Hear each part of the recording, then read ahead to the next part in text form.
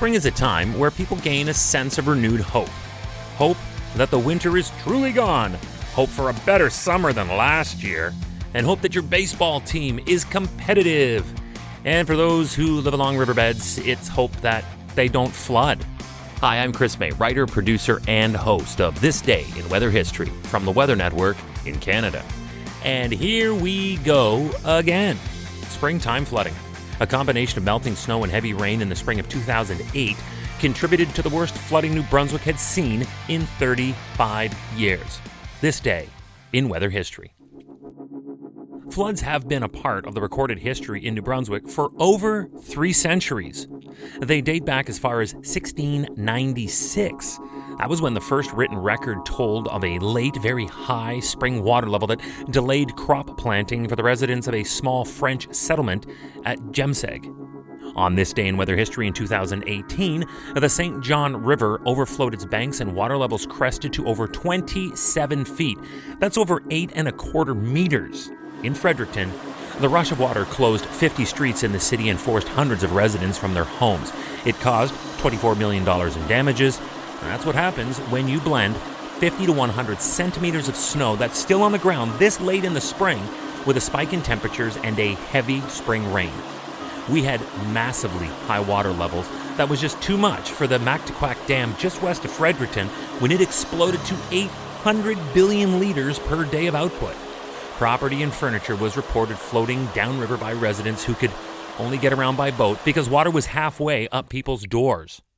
But with 300 years to compare it against, just how does this compare with some of the other historic floods in New Brunswick history?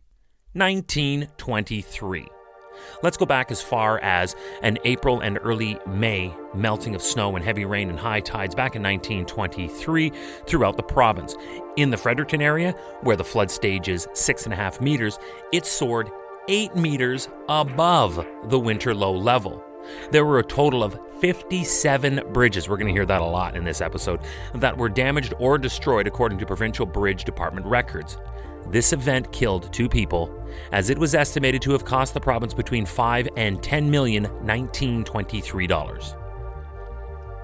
1934. In a 5-day span between April 17th and the 22nd of 1934, melting ice and snow combined with heavy rain and inundated Magerville, Sheffield, Jemseg, and Ormocto. Hundreds of families in the flats below Fredericton were forced to evacuate as soon as barns were lifted from their foundations. They saw that and they said, all right, everybody out. Greenhouses were destroyed, livestock sadly drowned, and communications were cut off for several days. That wasn't all that was cut off. All the highways to the south of Fredericton were blocked by rivers of water, and a city warehouse at the foot of Regent Street was damaged by an ice shove. 1936. It was a spike in temperatures way beyond normal for this period, spanning March 16th to the 25th of 1936.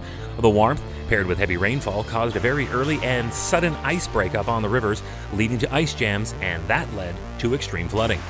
Water levels soared over 7.5 meters beyond summer levels when it was registered at 9 meters. For Ormocto, it was the highest in 37 years. In Fredericton, the flooding was widespread, especially through its downtown business area. The legislature building was surrounded by water like a castle's moat, and it was suggested by the local media at the time, a little more tongue-in-cheek, that politicians would have to get to work by boat.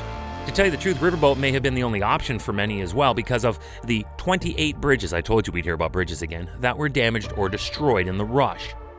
Then a similar story unfolded almost the same way in 1973 in April between the 21st and the 24th with 9-meter high water levels, ice jams, and damage to the legislature building again. But by 1973, there were a lot more people living in the area, so the damage cost an awful lot more as a result. And this damage was pegged at $12 million. And that brings us to the previous worst ever year, 2008. There was record-breaking snowfall in the winter, and it stayed around there for a lot longer. This late spring thaw, combined with a heavy rain, sent water levels close to the 8.5 meter mark in the Fredericton area. Now again, we have a much more densely populated and built-up province, and the damage is, of course, therefore, going to be farther and wider reaching. Again, the bridges took the brunt of the damage, along with about 50 streets that were completely or partially closed in Fredericton. A total of 1,000 people had to be evacuated across the province, and at least 2,000 were affected by the flooding. And this one cost a ton. There was over $23 million in damage to roads, railways, homes, farms, and small businesses in communities all along the St. John River. So there you are. The story of the 2018 New Brunswick flooding, but with a history of perspective. Today, this day in weather history. Tomorrow is April 25th, and we will look back to the earthquake that resulted in an avalanche that totally overwhelmed the heavily explored slopes of Mount Everest. I think a lot of us remember this one. During the afternoon of April 25th of 2015, a magnitude 7.8 earthquake struck Nepal and surrounding countries. That's tomorrow, on this day in weather history, with me, your host, Chris May.